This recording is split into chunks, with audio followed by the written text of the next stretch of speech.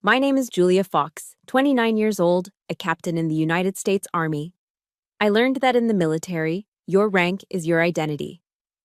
But I never expected that in my own family, my rank would be an insult. At the VFW Post gathering in Savannah, amidst the air thick with the smell of beer and old war stories, my father, General George Fox, raised his glass. His eyes swept past me, cold and vacant. "Legacy," he said, his voice echoing through the quiet room. "I have no son to carry it on." He paused, a cruel smirk touching his lips. "I only have Captain Fox." The entire room held its breath. She wears the rank, but she'll never understand the weight of this legacy. She was born to follow orders, not to lead. I felt dozens of pairs of eyes on me, not with sympathy, but with a morbid curiosity. I stood there, motionless, publicly executed by my own father. He was wrong. He knew nothing about the key my grandfather left behind, and he certainly didn't know that it would unlock a truth that could level his entire counterfeit world.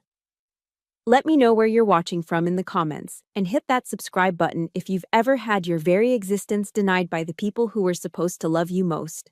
This fight is for all of us. Just minutes before that fatal speech, I'd been feeling a rare, unfamiliar warmth spread through my chest. It was a flicker of pride. General Miller, an old friend of my father's from his days at the Citadel, had clapped me on the shoulder, his grip firm and respectful. His breath smelled faintly of good bourbon. "Your report on Sahel tactics was brilliant, Captain," he'd said, his voice a low rumble. "Your father must be damn proud." I just smiled, the professional, tight-lipped smile I'd perfected at West Point. But inside, his words felt like a sliver of sunlight breaking through a perpetual storm cloud. I had spent my entire life trying to earn a fraction of that sentiment from my own father, and hearing it from a man he respected felt real. It was a validation I was starved for. Then my father stepped up to the podium, and that single ray of sunlight was extinguished by a blizzard. He stood there, ramrod straight, a living monument to the Southern military tradition. The room, filled with men who saw him as a legend, fell silent.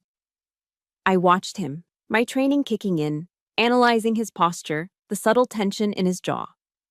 When he said, "I only have Captain Fox," the way he emphasized my rank wasn't respect. It was a weapon.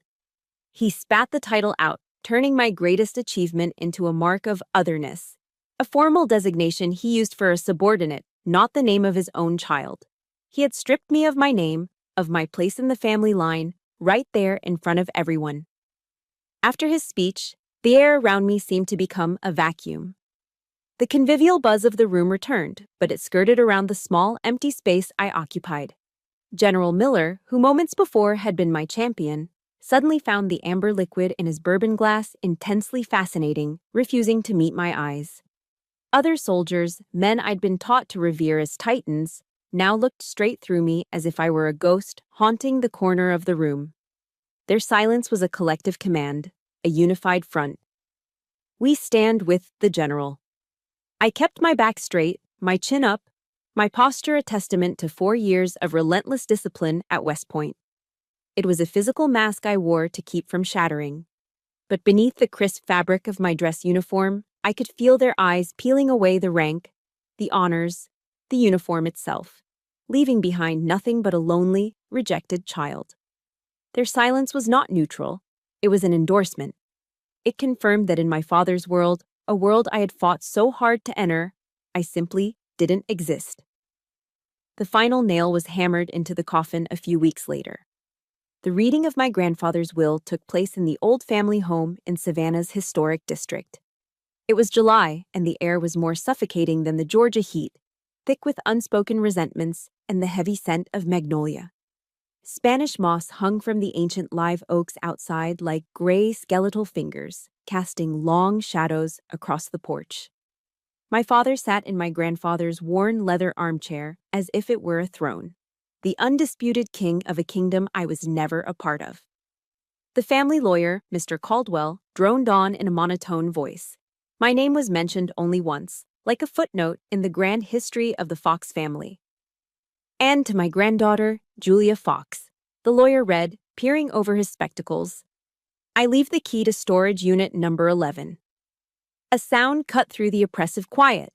It was a scoff from my father, short, sharp, and precise as a scalpel. An old storage unit, he said to no one in particular, but for everyone to hear. How fitting. The words were more than just contempt. They were a sentence of exile. He wasn't just dismissing the inheritance. He was defining my worth. I was the leftover junk, the forgotten memories, fit only to be locked away in a dusty, forgotten room. I felt the familiar sting behind my eyes, but I refused to let a single tear fall. A soldier does not cry. A soldier endures. When the others had filed out, leaving me alone with the fresh layer of humiliation, the old lawyer, Mr. Caldwell, motioned for me to stay. He waited until my father's heavy footsteps had faded down the hall. "Captain," he said softly, his voice a stark contrast to the harshness I was used to. His eyes, clouded with age, held a flicker of genuine sympathy. "Your father doesn't know about this." He slid a yellowed, brittle envelope across the polished mahogany table. It felt ancient, sacred. "Lieutenant Colonel Whitmore gave this to me years ago," he explained, referring to my grandfather. "He instructed me to give it to you, and only you, on the day you felt you no longer belonged here." My fingers trembled slightly as I took it. Inside was a small folded piece of paper. The handwriting was my grandfather's, strong, disciplined, the script of a career soldier, even when weakened by age. It read, "They do not define who you are. Storage Unit 11. Approach when ready." I stared at the words, reading them over and over. A cold clarity washed over me, pushing back the tide of pain. This wasn't a suggestion. It wasn't a comforting note. This was an order. And it was the first order I'd ever received that didn't come with the silent, crushing weight of judgment. It was a directive from the past, a mission. And in that moment, standing in the ruins of my family, it was the only thing I had left to hold on to. The next morning, I was in my Jeep before the sun had a chance to burn the mist off the Savannah River. My grandfather's order, "Approach when ready," echoed in my mind. Ready? I wasn't ready. I was hollowed out, running on the fumes of yesterday's humiliation. But in the Army, you learn that readiness isn't a feeling, it's an action. You move. So I drove. The route took me away from the manicured squares and historic charm of downtown, out past the city limits where the Spanish moss gave way to chain-link fences and rusted corrugated steel. This was the forgotten edge of Savannah, an industrial park left behind by progress, a graveyard of forgotten businesses. It was the perfect place to hide a secret. Storage Unit number 11 looked like all the others. A roll-up metal door painted a faded, anonymous blue. The key, heavy and old-fashioned brass, felt cold in my hand. It slid into the lock with a grating sound. I put my shoulder into it, and the door shrieked in protest as I heaved it open, letting in a shaft of hazy morning light. The air that rushed out was thick with the smell of time itself. Dust, dry wood, and something else. Something familiar. It smelled like my grandfather. Inside, amidst a few stacks of old books and tarp-covered furniture, was a standard-issue military footlocker. It was olive drab with Whitmore, E., stenciled in faded white paint on the side. Unlike everything else in the unit, it was immaculate, free of dust, as if it had been waiting in a state of suspended attention. It wasn't just stored, it was staged. I ran my fingers over the two words carved neatly into the wooden lid, Cascade Echo. It wasn't my grandfather's handwriting. It was precise, deliberate. It sounded like a code name, a mission. My heart hammered against my ribs. I felt like I was crossing a line of departure, entering uncontrolled territory. I lifted the heavy lid. The scent that hit me was one of discipline and the past, a potent mix of cedar, old canvas, and gun oil. Inside, everything was orderly. Folded uniforms, a compass, a few medals in a velvet box. My hand brushed against a standard-issue field watch, its face cracked clean across the middle. Touching the cold, broken glass was like touching a live wire. A memory I had buried deep within the strategic folds of my mind erupted with the force of an ambush. I was 18 years old. It was Christmas Eve. The house was filled with the warm, festive scents of pine needles from the towering tree and my mother's honey-glazed ham roasting in the oven. Twinkling lights reflected in the polished silverware. It was a perfect picture of an American Christmas, a carefully constructed illusion of family harmony. I had just received my early acceptance letter to West Point. My dream. The one thing I had worked for, bled for, through 4 years of high school. I made my announcement at the dinner table, my voice trembling with a joy I couldn't contain. For a moment, there was silence. My father, sitting at the head of the table, didn't even look at me. He just gave a curt nod, a dismissal, before turning to my cousin, Mark, who had recently dropped out of community college. "Well," my father said, raising his glass of whiskey, "at least Mark here knows how to enjoy his life." The comparison was a physical blow, knocking the air from my lungs. Then, my mother placed her hand over mine. Her touch was soft, her smile sweet, but her words were pure acid. "Oh, honey, I'm so proud of you. I really am," she cooed, her voice dripping with southern charm. "But West Point, it's all men, darling. You'll never find a good husband there." Just like that, my life's greatest achievement was reduced to a marital liability. It wasn't just that they didn't see my victory. They saw it as a flaw, a perversion of what I was supposed to be. I remember looking down at my plate, at the festive swirl of cranberry sauce, and feeling utterly, completely alone. If you've ever had a victory of yours turned into a lecture or a piece of unwanted advice, hit that like button to show some support. And tell me in the comments, what's the one thing someone said that was supposed to be helpful, but just wasn't? I shook my head, the motion sharp and deliberate, pulling myself out of the memory's grip. I am an intelligence officer, I thought, my internal voice cold and clear, not a victim. Analyze the data. And the data was right in front of me. This footlocker wasn't a time capsule, it was an evidence locker. Beneath a faded tactical map of Grenada, my fingers found it, a single, metal dog tag. My breath caught in my throat as I read the stamped letters. Fallow Marcus W. U.S. Navy. Navy. My mind raced. Why was a Navy dog tag in the footlocker of a career Army officer? In the fiercely tribal world of the U.S. military, it was more than just unusual. It was a glaring contradiction. I flipped the tag over. On the back, a single, rough X was scratched into the metal by hand. This wasn't a mistake. It wasn't a souvenir. It was a message, deliberately left for me to find. My eyes scanned the rest of the chest, landing on the yellowed envelope Mr. Caldwell had given me. I had put it in here last night, feeling it belonged with the rest of these ghosts. Now I opened it again. My grandfather's handwriting, though shaky with age, was still infused with the discipline of a man who had lived his life by regulations. Julia, the letter began. They will never acknowledge you, because your existence is a reminder of what they are not. Do not seek their validation. Seek the truth. I read the next line, and a cold dread washed over me. The truth will give you peace, but only when you know what to do with it. This wasn't just a comfort, it was a warning. He wasn't just handing me a key to the past. He was handing me a burden, a responsibility that went far beyond a family feud. He was giving me a new mission, and for the first time in my entire life, I felt the terrifying, liberating weight of being truly trusted. I didn't go home that night. The truth, or at least the beginning of it, was a cold, hard lump of metal in the pocket of my jeans. It felt heavier than it should, a gravitational pull dragging me away from my personal grief and back toward my professional purpose. Pain could wait. The mission had begun. I drove back to Fort Stewart, the familiar gates a welcome sight in the encroaching darkness. My apartment, with its quiet emptiness, felt like a liability. What I needed was control. What I needed was data.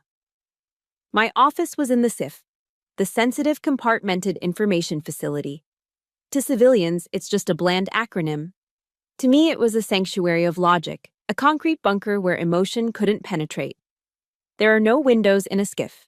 The air is perpetually chilled and tastes recycled. The only sound the constant low hum of servers processing the nation's secrets. It's a place designed for isolation, for focus. Tonight, that isolation felt less like a prison and more like armor. I badged my way through 3 layers of security, the heavy vault door hissing shut behind me, sealing me off from the outside world. Inside, under the unforgiving fluorescent lights, I wasn't Julia Fox, the rejected daughter. I was Captain Fox, G2 Intelligence. I sat down at my terminal, the ergonomic chair of familiar comfort, and logged in. This wasn't Google, this was JEWIX, the Joint Worldwide Intelligence Communications System, the military's private, classified internet. A place where truths are stored and lies are buried. My fingers flew across the keyboard, the muscle memory of my job taking over.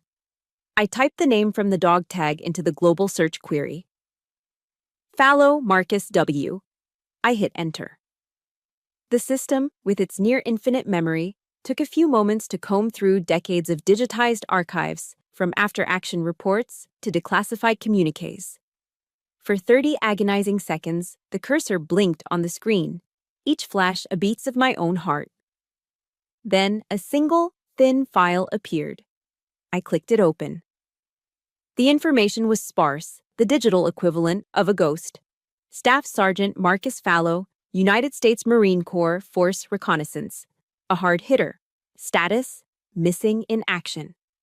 My eyes scanned down, my training forcing me to absorb every detail until they landed on a line that made the cold air of the SCIF feel like ice in my veins. Theater of Operation. Operation Urgent Fury, Grenada. Date of incident: 25 October 1984. Grenada, 1984. The date burned itself into my brain. Immediately, I opened a separate, secure window. My fingers were steady, betraying none of the turmoil inside me. I pulled the service record of Lieutenant Colonel Everett Whitmore, my grandfather. I knew this file by heart. As a child, I'd read it like other kids read fairy tales. It was the story of my hero, a roadmap of honor and duty that I had tried to follow my entire life. I knew every commendation, every duty station, every promotion. And I knew, with absolute certainty, the final entry. It was still there, unchanged, a fixed point in the universe of my life. Honorable Discharge and Retirement. 0 Worst, June 1982. I stared at the 2 dates on my screen, side by side. 1982, 1984, a 2-year gap, 2 full years. My grandfather had been a civilian for 29 months when Staff Sergeant Marcus Fallow went missing in action. In my world, the world of intelligence, there are no coincidences, only unrecognized patterns. In the world of military records, there are no mistakes, only lies. This wasn't just an anomaly. This was an impossibility. It was a flagrant, unforgivable discrepancy in the sacred texts of the armed forces. It was a cardinal sin, a deliberate corruption of the one system I had built my entire life upon. The foundation of my world didn't just crack, it disintegrated, leaving me in freefall.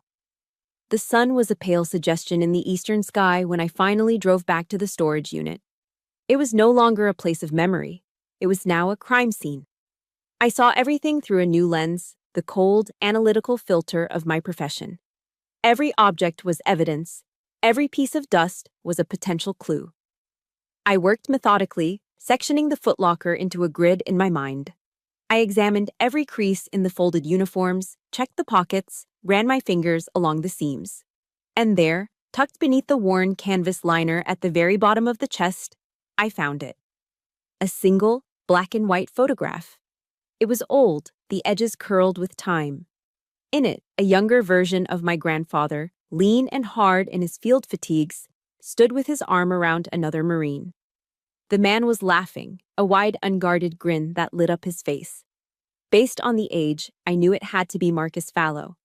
But that wasn't what made me stop breathing. It was the space between them, a strange, empty void. Someone had taken a blade, a sharp one, maybe a standard-issue K-bar knife, and had surgically excised a third person from the photograph. The cut was perfect. It was clean, cold, and deliberate. This wasn't the clumsy act of a jilted lover tearing up a painful memory. This was the precise work of a soldier redacting a document. It was the calculated removal of a threat, the sanitization of a record. Someone was editing history. And the chilling thought that slammed into me was that the editor might have been the very man I called my hero. I knew then that digital archives and dusty photographs could only take me so far. I had reached a dead end. Data could tell me what happened, but it couldn't tell me why. For that, I needed a human source. Back at my apartment, I pulled out my grandfather's old address book. It was a small leather-bound volume, the pages filled with his disciplined script. I flipped through the names, most of them crossed out over the years. Then I found him. A name listed under V. Nam Vets.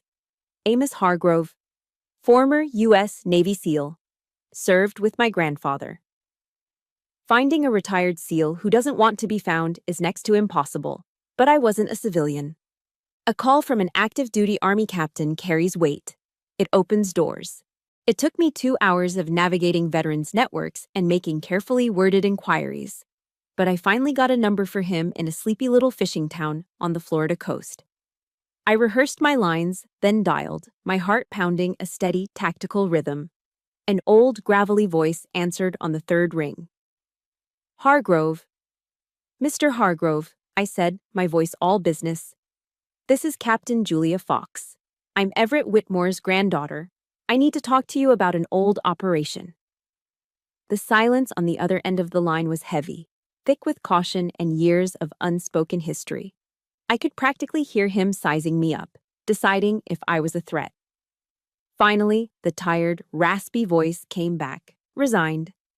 Tomorrow, Salty Dog Cafe, 0600. The line went dead. I had my meeting, and my first real lead.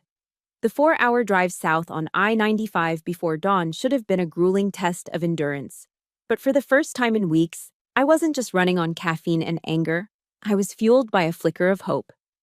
The black ribbon of highway unwound before my Jeep's headlights, the world still asleep. In the solitude of the driver's seat, I allowed myself a luxury I hadn't felt since before the VFW meeting. Optimism.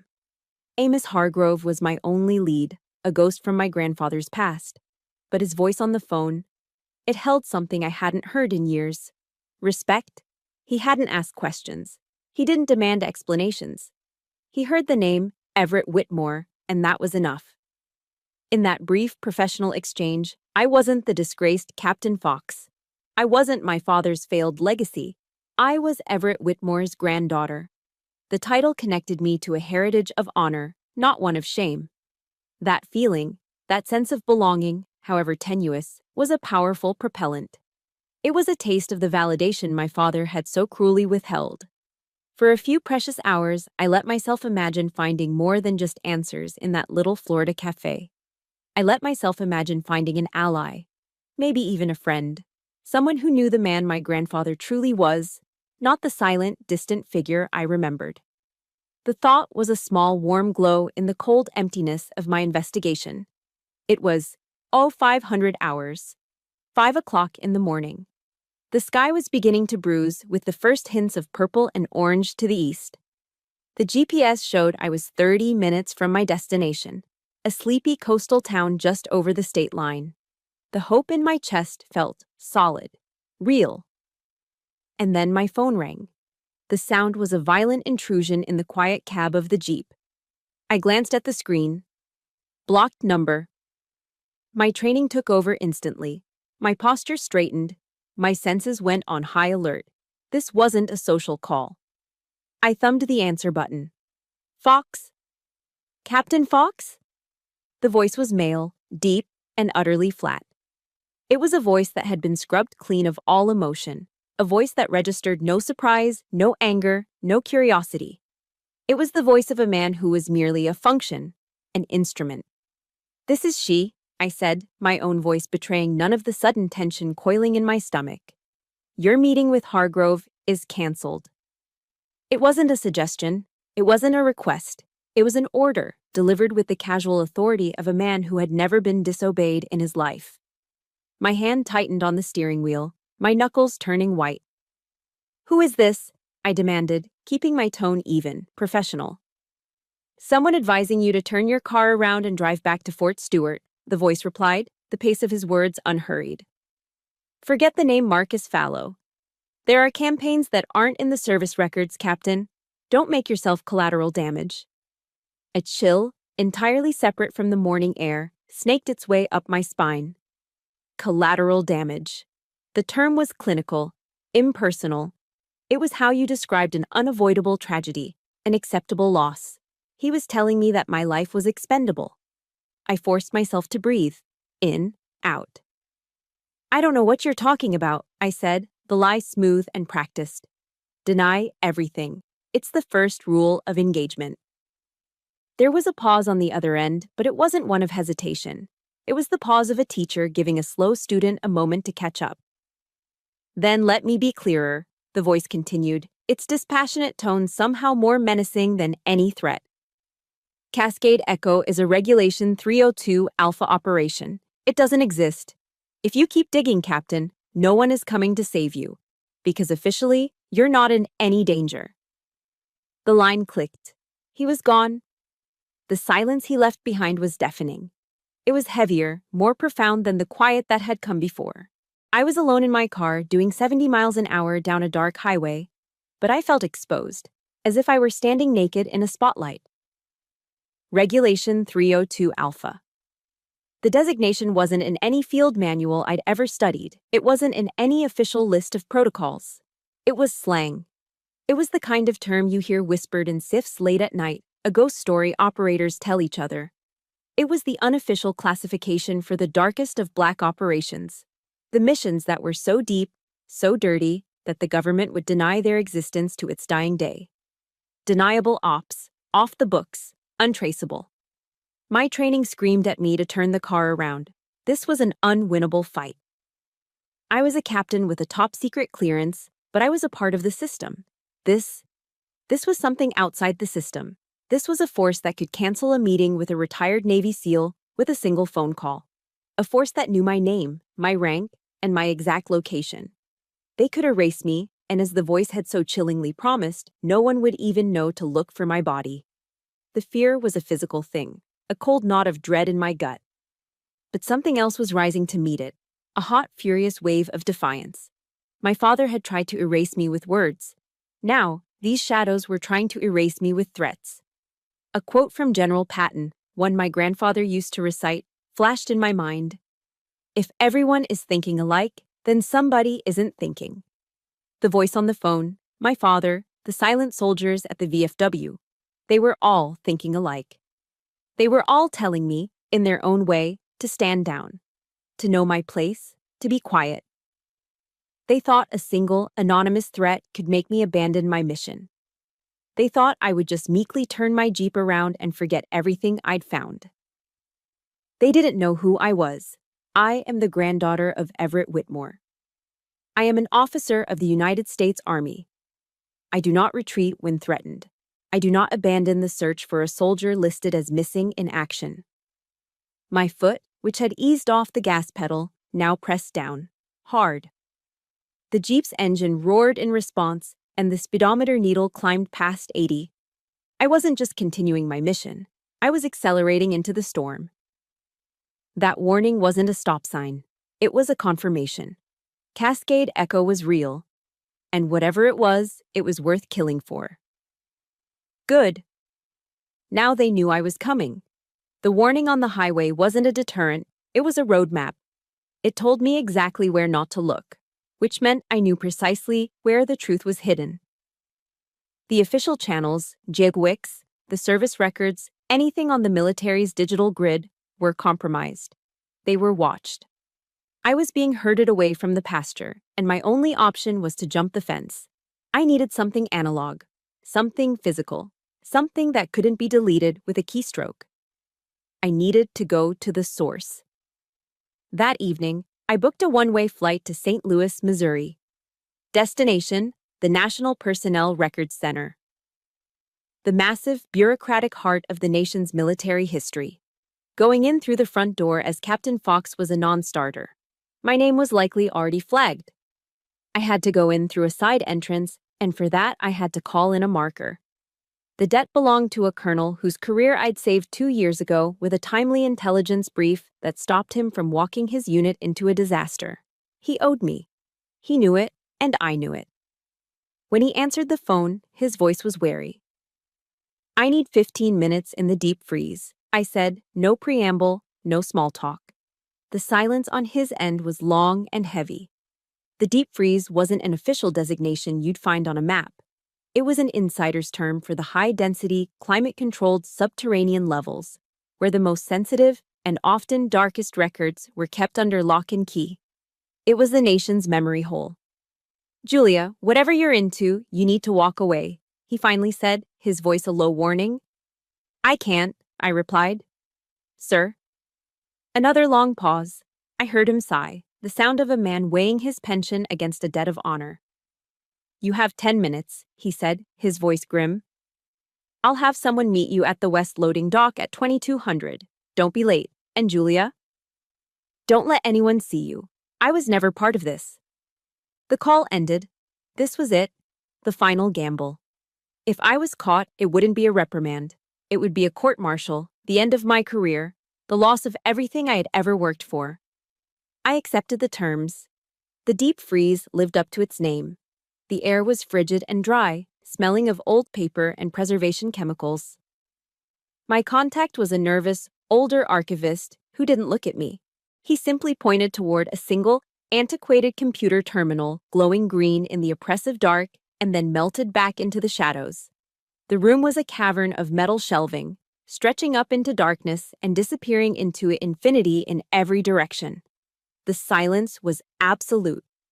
My 10 minutes were ticking. I sat down, my fingers cold on the keyboard. I typed in the only access code I had, the 2 words from the lid of the footlocker. Cascade Echo. The screen flickered, a new prompt appeared. Secondary authentication required. My mind raced back to the tactical map of Grenada I'd found in the chest. It was covered in grid lines, coordinates, operational markings. But one set of numbers had been circled, faintly, in pencil. A coordinate that corresponded to nothing on the map. It wasn't a location. It was a password. I typed in the 8 digits, 45AT1984. My breath hitched. The screen blinked once, then twice. And then, a single file materialized from the digital ether. A file designation that made no official sense. File 12 Alpha CE. My heart was a frantic drum against my ribs. I opened it. The file was a dense mosaic of redacted reports, encoded communiques, and cold, clinical military jargon. It was an operational history, but one with huge, blacked-out holes. I scrolled faster, my eyes scanning for keywords. Fallow, Whitmore, Grenada. My time was running out. Then I saw a subsection heading. It was a standard intelligence assessment category, but seeing it here in this context felt profane. Section 4. Collateral Risks, Exploitable Weaknesses. I clicked on it, and the world fell out from under me. There was only one entry, a single, typewritten line, as cold and impersonal as a coroner's report. Asset E, daughter of TFW, age 3, Savannah, GA, birth name, Theophania F. Whitmore. I read the line again, and again. The words swam before my eyes, refusing to make sense. Theophania. The name was a ghost on my tongue. My mother's choice, a beautiful, old-world name from a saint she admired. A name my father had dismissed as too soft, too weak, changing it to Julia before I was old enough to know the difference. It was me. I was Asset E. A wave of nausea churned in my stomach, hot and acidic. In this file, this dark history of a mission gone wrong, I wasn't a person. I wasn't a daughter or a granddaughter. I was a risk, a vulnerability, a potential target. The carefully constructed identity of Captain Julia Fox shattered into a million pieces, leaving behind a terrified 3-year-old girl who had a name she didn't even recognize. My hand was shaking as I scrolled down. Below the entry was a scanned document, a handwritten letter, the script a furious, desperate scrawl. It was from Marcus Fallow. A final frantic message to an unknown contact. If Whitmore and his hounds don't get me out, I talk, it read. I tell the world about Cascade Echo, and I'll start by letting them know he has a granddaughter in Savannah. She's my ace in the hole. One phone call is all it would take to make her disappear. I had to grab the edge of the cold metal desk to keep from falling. The room was spinning. Marcus Fallow, the man I thought was a missing soldier, a victim, had been planning to use me. To have me kidnapped or killed to save his own skin. I was his leverage. And my grandfather, Lieutenant Colonel Everett Whitmore. He hadn't been on a sanctioned mission. There was no official order. When he went to Grenada 2 years after his retirement, he wasn't a soldier. He was a hunter. He had disobeyed direct orders, gone completely off the books, and undertaken a rogue, one-man operation. He hadn't gone to rescue Marcus Fallow. He had gone to silence him. Permanently. To protect me. Every memory of my life reconfigured itself in that sickening, heart-stopping instant. His distance, his coldness. The way he never looked at me with affection. It wasn't disdain. It wasn't disappointment. It was a shield. He had pushed me away, kept me at arm's length to protect me from the world he inhabited.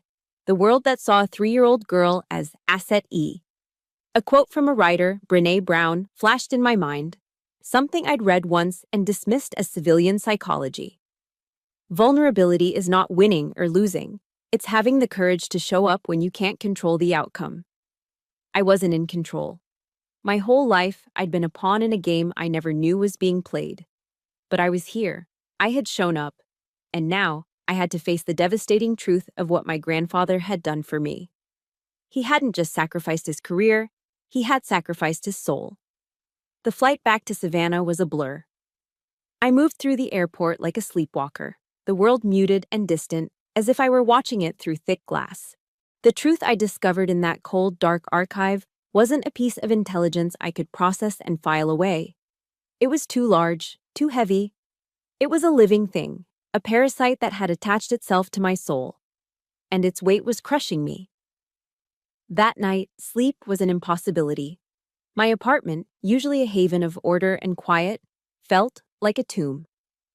The silence was suffocating, filled with the ghosts of questions I'd never known to ask. The line from the file replayed in my mind on an endless loop. Birth name? Theophania F. Whitmore. A name that belonged to a stranger, a little girl who was a target. I had to get out. I drove aimlessly through the Savannah streets, the familiar Spanish moss hanging from the oak trees looking like funeral shrouds in the yellow glow of the streetlights. I needed noise. I needed light. I needed the mundane reality of other people living their lives to anchor me to the present. I ended up where many Southerners do when they're lost in the middle of the night. The bright, welcoming beacon of a Waffle House. The moment I stepped inside, the sensory overload was a relief.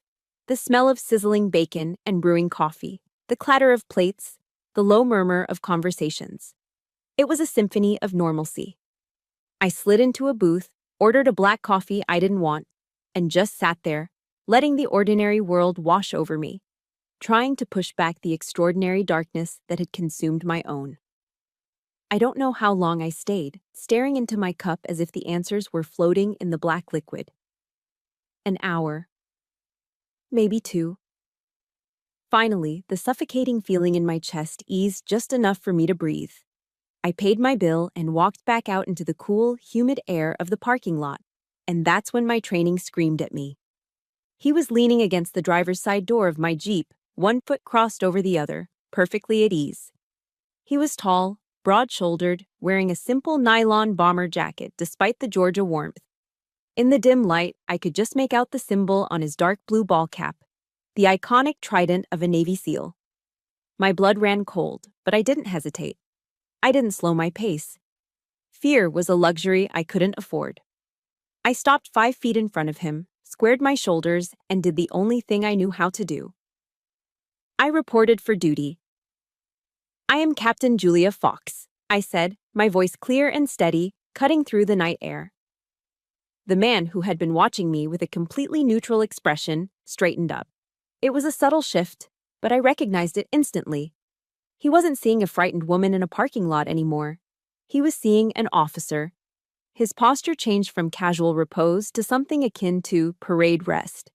He gave me a single, sharp nod, a gesture of respect from one professional to another, then pushed himself off my car, turned, and walked away, disappearing into the shadows as silently as he had appeared. And I understood. He wasn't a threat. He was a sentry.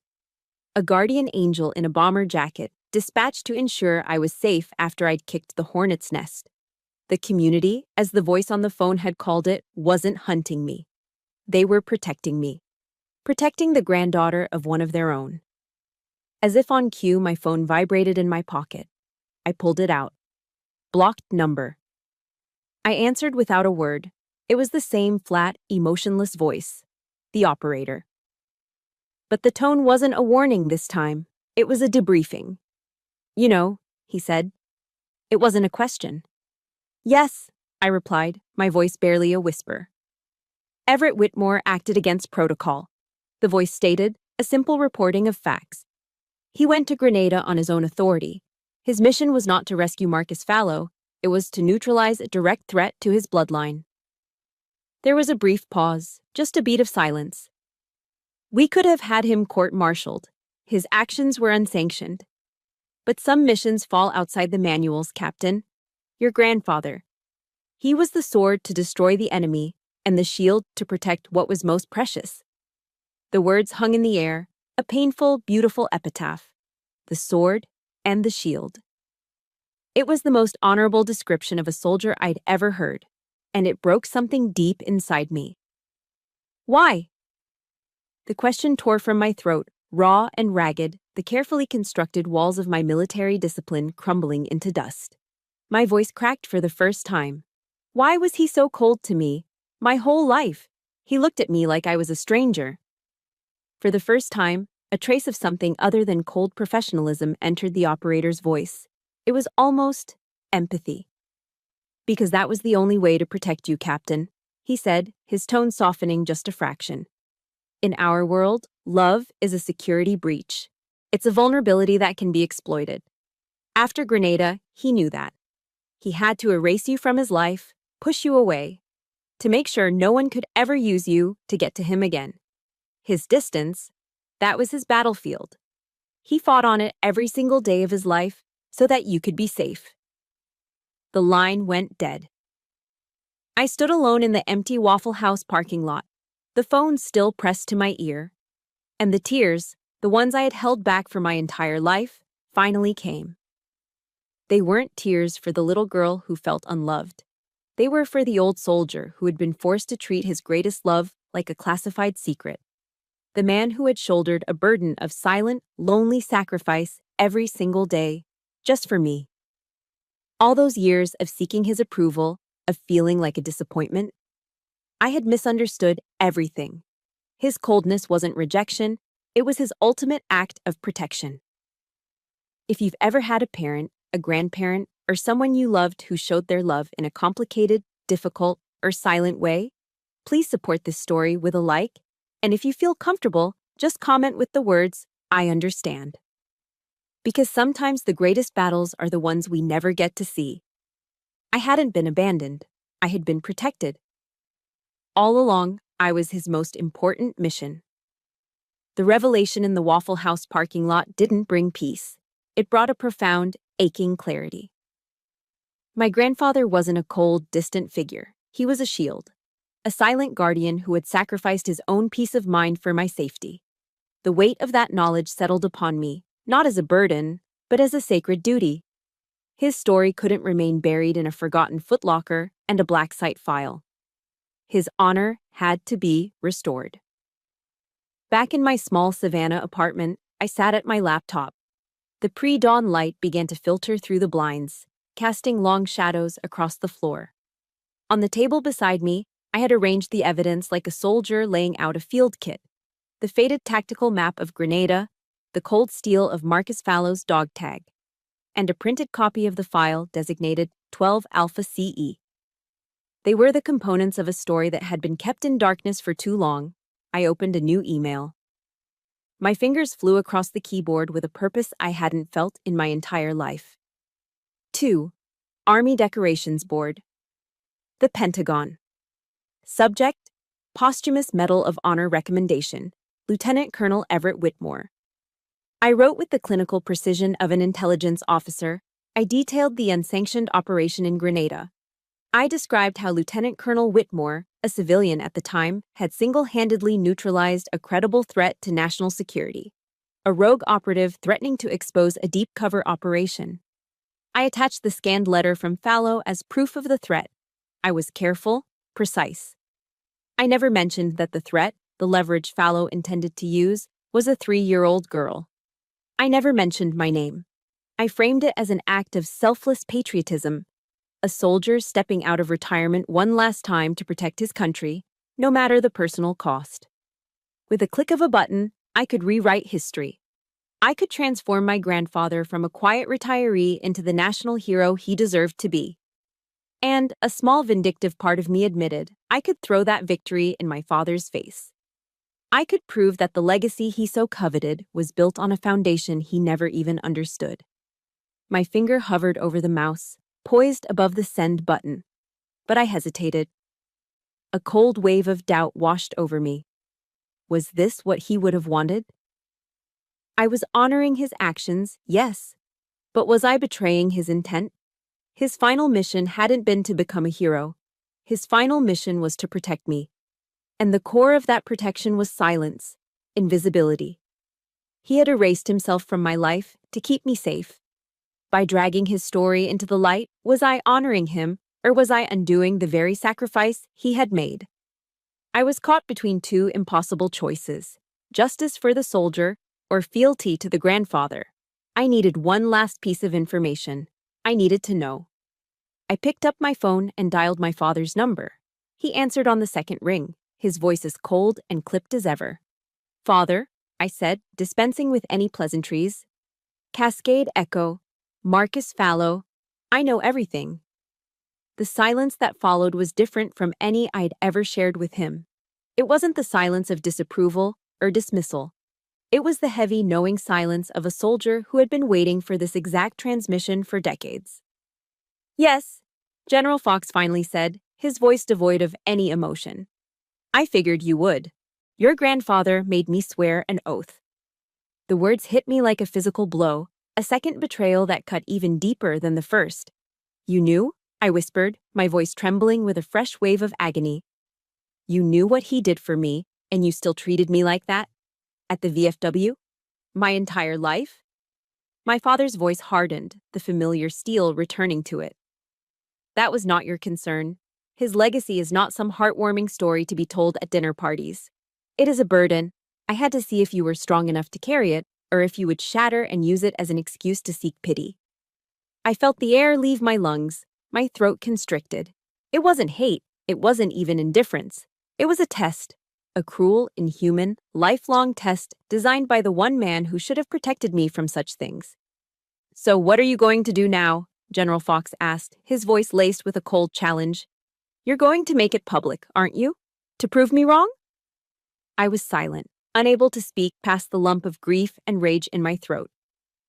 "Before you do," he continued, and for the first time, I heard a crack in his iron facade, a hint of profound weariness. "Ask yourself this. Your grandfather sacrificed his reputation, his public honor, to keep you safe and invisible. If you drag this into the light, are you honoring him, or are you destroying his final mission? True honor isn't on a medal, Julia. It's in the burdens you choose to carry in silence." He hung up. I stared at the send button on the screen, my world reduced to that single, clickable word. My father's words echoed in my head, a cruel and logical trap. But something was missing. His philosophy was one of cold, hard duty. My grandfather's sacrifice felt like something more. My eyes fell on the old footlocker. I remembered something I'd overlooked in my haste, a small, dusty microcassette recorder. I found the tape inside and pressed play. A low hiss filled the room, and then I heard his voice, my grandfather's, younger, stronger than I remembered, but with the same quiet authority. He was talking to someone, Another man, his voice low and confessional. The mission was a failure, he was saying. We lost good men. There's no report you can write that changes that. You don't bury your mistakes. You carry them. It's the price of this uniform. The tape clicked off. I looked back at the screen. I finally understood. My father saw the legacy as a burden of silence, a secret to be kept. But my grandfather, he saw it as a burden of responsibility. You don't bury it, you carry it. I knew what I had to do. My father saw honor as a burden of silence, but my grandfather's voice on that old tape taught me something different. You don't bury your mistakes, you carry them. It was the price of the uniform. He wasn't hiding his story, he was carrying it, and now, so would I. My eyes moved from the laptop screen back to the send button. I didn't delete the email. Deleting it would have been an act of fear, of erasure. That wasn't what this was about. Instead, with a quiet, deliberate click, I dragged the draft into my archive folder. It would not be sent, but it would not be destroyed. It would be carried. My decision was made. Now, I had to see it through. With the same precision I used to plan a mission, I began a new kind of ceremony. I turned on my printer and one by one printed out the sacred texts of my family's secret history. The crisp, clean copy of the file designated 12 Alpha CE. Its clinical typewritten words a stark contrast to the horror they described. The grainy scan of Marcus Fallow's desperate, threatening letter. And finally, the official copy of my grandfather's service record, the document that contained the lie that had protected the truth for so long. I stacked the papers, their edges perfectly aligned. The stack felt impossibly heavy in my hands, far heavier than its physical weight. I slid the entire dossier into a thick, brown security envelope, the kind used for classified documents. I sealed the flap, the adhesive making a soft, final sound in the quiet of my apartment. The next morning, I put in for a few days of personal leave and packed a small bag. I didn't need much. This wasn't a vacation, it was a pilgrimage. I got into my Jeep and pointed it north, merging onto the endless river of asphalt that was Interstate 95. My destination, College Park, Maryland. The National Archives. The 10-hour drive was a long, hypnotic meditation. The miles dissolved behind me as the landscape shifted from the low country of Georgia to the rolling hills of the Carolinas and Virginia. I didn't listen to music or podcasts. I just listened to the hum of the tires on the road and the echo of my grandfather's voice in my memory. I remembered him quoting scripture once, on a rare, quiet afternoon when I was a teenager. He was cleaning his old service pistol, a ritual he performed with reverent focus. I had asked him why he did what he did, why he had chosen a soldier's life. He didn't look up from his work. He just quoted, his voice a low rumble. Greater love has no one than this, to lay down one's life for one's friends. At the time, I thought he meant dying in battle. Now, driving through the heart of the country he'd served, I finally understood. He hadn't laid down his life in a blaze of glory. He had laid down his life, his career, his reputation, his relationship with me, piece by piece, every single day, in silence. It was a quieter, lonelier, and perhaps greater sacrifice. Each mile I drove felt like a step away from the selfish girl who had craved recognition, and a step closer to the soldier who understood the weight of that sacrifice. When I arrived at the National Archives, it felt less like a government building and more like a temple dedicated to memory. I didn't go through the main entrance or try to use my military credentials. This wasn't official business. This was personal. I found my way to a quiet, less trafficked section and approached an older archivist working behind a large wooden desk. He had the kind of calm, knowing eyes that had seen 1,000 stories come and go. "Excuse me," I said, my voice even. "I have a collection of sensitive family documents. I'd like to place them in long-term, sealed storage." He looked up at me, his gaze lingering for a moment. He didn't just see a young woman in civilian clothes. I could tell he saw the invisible uniform I was wearing, the one defined by duty and purpose. He saw a soldier. He gave a slow, understanding nod and slid a form across the desk without a word. The form was simple: name, date, contents.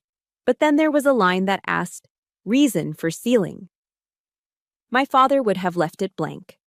For him, the reason was self-evident: secrecy. But for my grandfather, and now for me, the reason was everything. I picked up the pen and wrote a single, clear line: to protect a soldier's honor. Before I handed him the envelope, I took out a small blank card from my wallet. On it, I wrote a short note, a message in a bottle for the future. I didn't sign it. The message wasn't from me, it was from the legacy itself. Some secrets are created to protect, I wrote. But the ones worth keeping always find the right soldier to listen. I placed the card on top of the documents inside the envelope and sealed it one last time. On the outside label, I wrote the instructions: to be sealed for a period of 50 years, not to be opened except by direct request from a descendant of Whitmore. I handed the package to the archivist. He took it with a quiet reverence, as if accepting a sacred artifact. He stamped it with a heavy, official-looking seal, the date clanking with finality.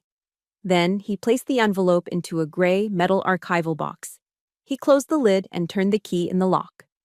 Click. The sound was small, but it echoed in the vast, silent room. It wasn't the sound of a door closing. It was the sound of a mission completed. A profound sense of peace washed over me, a tranquility I had never known. The weight I had carried since opening that footlocker, the weight of anger and confusion and betrayal, was suddenly lifted. It hadn't vanished.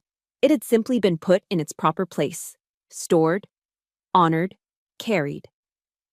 The long drive back to Georgia from Maryland was an exercise in silence.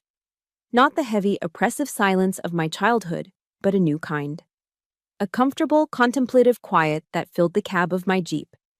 I didn't turn on the radio or listen to a podcast. For the first time, the stillness wasn't something to be endured, it was something to be inhabited. It felt like a part of me now, a familiar companion on the road home. My first stop wasn't my apartment. The piece I'd found in that archive in Maryland wasn't meant for those four walls. It belonged somewhere else. I drove to the outskirts of Savannah, to the forgotten industrial park, and pulled up to storage unit number 11. The place that had once been a source of mystery and dread now felt like a sacred space, a personal chapel built of corrugated metal and concrete. I slid the heavy metal door upward, and the late afternoon Georgia sun spilled inside, illuminating the dust motes dancing in the air like golden pollen. It cast a warm, reverent light on the old wooden footlocker, which sat waiting patiently in the center of the room. I hadn't come empty-handed. From a small bag, I took out a soft, clean cloth and a small bottle of wood polish. It was the same kind my grandfather used to use on the antique furniture in his study. The scent of lemon oil and old memories filled the small space. With the slow, deliberate motions of a soldier tending to their weapon, I began the ceremony. I carefully wiped away the layers of dust from the lid of the footlocker, the grain of the dark wood emerging like a forgotten map. Each stroke was a meditation, a silent thank you. I wasn't just cleaning a piece of furniture, I was tending to a monument. Once the surface was clean and gleaming with a soft sheen, I began to build my small memorial. I took out the old military watch with its cracked crystal face. I placed it gently in the exact center of the lid. It was no longer just evidence of a forgotten conflict. It was now a symbol of a single moment in time that had stopped, a sacrifice made to allow another life to continue. Next to it, I placed the dog tag of Marcus Fallow. I laid it flat, the stamped letters facing up. It wasn't an accusation anymore, or the clue to a mystery. It was a somber reminder of the cost, the price that had been paid on all sides. These two objects, the broken watch and the metal tag, sat side by side, representing the beginning and the end of my grandfather's final, silent mission. Then, I reached into my bag for the last piece of my ritual. It was a small tin box, the kind soldiers often use to keep personal effects safe. Letters, photos, small keepsakes. A time capsule. Inside, I had placed a carefully folded copy of the letter my grandfather had left for me with Mr. Caldwell. His strong, disciplined handwriting filled the page, a final set of orders from a beloved commander. But I had made an addition. With a fountain pen, the same kind my grandfather had used, I had written my own words at the bottom of the page. It was my final report, my after-action review, submitted across the veil of time and memory. Mission complete. You were not the shadow. You were the shield. Rest easy, Lieutenant Colonel. I closed the tin box, the small click echoing in the quiet. I placed it inside the now empty footlocker. It was a message for the future, a time capsule containing a truth that had been carried, understood, and finally put to rest. I stood up and took a step back, looking at my work for the last time. The polished footlocker, the watch, the dog tag. Everything was in its proper place. Order had been restored. I didn't lock the footlocker. I left the lid slightly ajar, an invitation to any curious historian or future descendant who might one day stumble upon this place. The story wasn't mine to own forever. I was just its keeper for now. I turned and walked to the entrance. Taking a firm grip on the handle, I pulled the heavy, corrugated metal door down. Clang!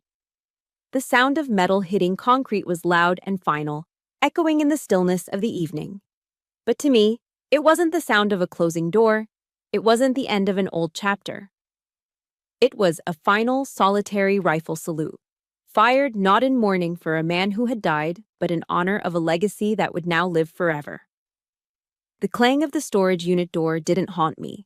It had been a final, definitive sound, and in its wake, it left a profound silence.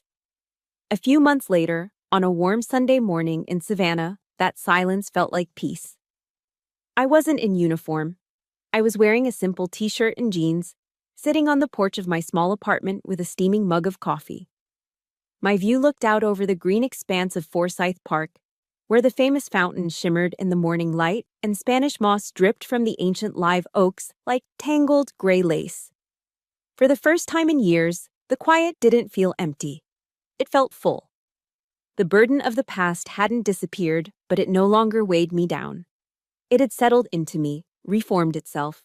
It had become my spine, the very thing that gave me strength and kept me standing tall. I was watching a young couple push their child on a swing when a figure appeared at the edge of my walkway. It was my father. He wasn't wearing his uniform either. In a simple polo shirt and khaki pants, he looked smaller, older. The larger-than-life aura of the general was gone, replaced by the quiet fragility of a man approaching old age. He hadn't called ahead. I was passing through, he said, his voice softer than I was used to. It was the standard excuse for a man who didn't know how to say what he really meant. I didn't say anything. I just gestured to the empty chair beside me. He sat, and for a long time, we just watched the park together. We were two soldiers, fluent in the language of silence.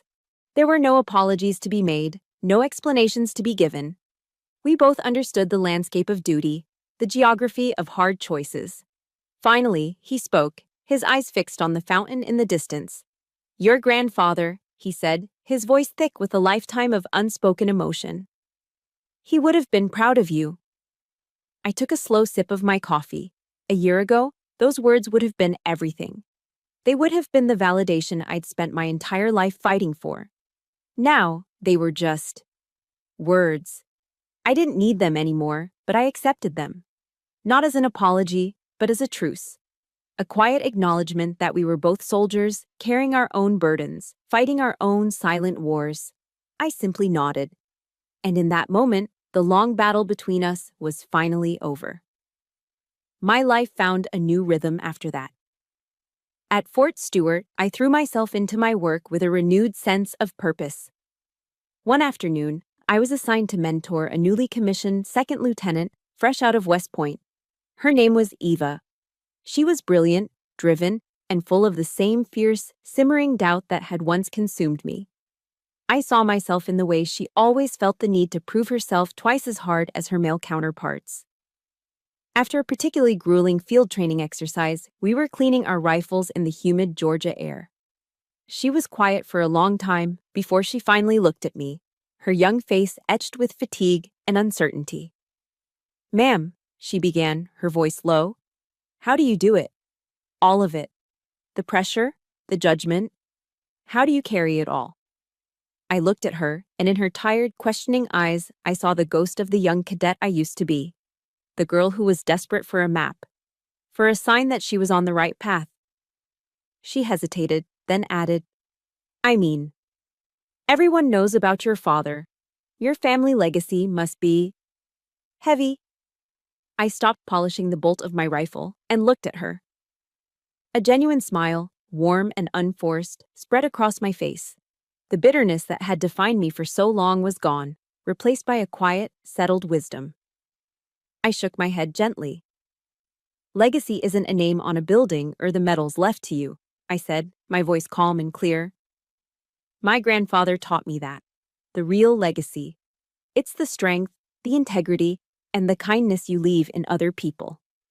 I reached out and placed a hand on her shoulder. Her tired posture straightened just a little. And that, I continued, looking her straight in the eye, is the legacy you get to build for yourself. Starting right now. I turned my gaze toward the horizon, where the sun was beginning to set, painting the sky in shades of orange and purple. I couldn't rewrite my grandfather's file. I couldn't give him the public honor he deserved. But I finally understood his mission, and now I had my own. To be the shield for the next generation. To be the person for Lieutenant Eva that I had so desperately needed when I was her age. Captain Julia Fox. Soldier. Granddaughter. I had finally found my place. I was the keeper of the silent legacy, and that was the greatest honor of all. And so, my war ended. Not with a bang, but with a quiet understanding. My grandfather taught me that legacy isn't what's left for you, but what's left inside of you. And the strength you leave inside of others. That's the mission I carry now. If this journey has meant something to you, your support means the world to our community. Please consider liking this story and subscribing for more journeys of strength and resilience. And in the comments, I would be honored if you shared just one thing. Who was the shield that protected you? Thank you for listening.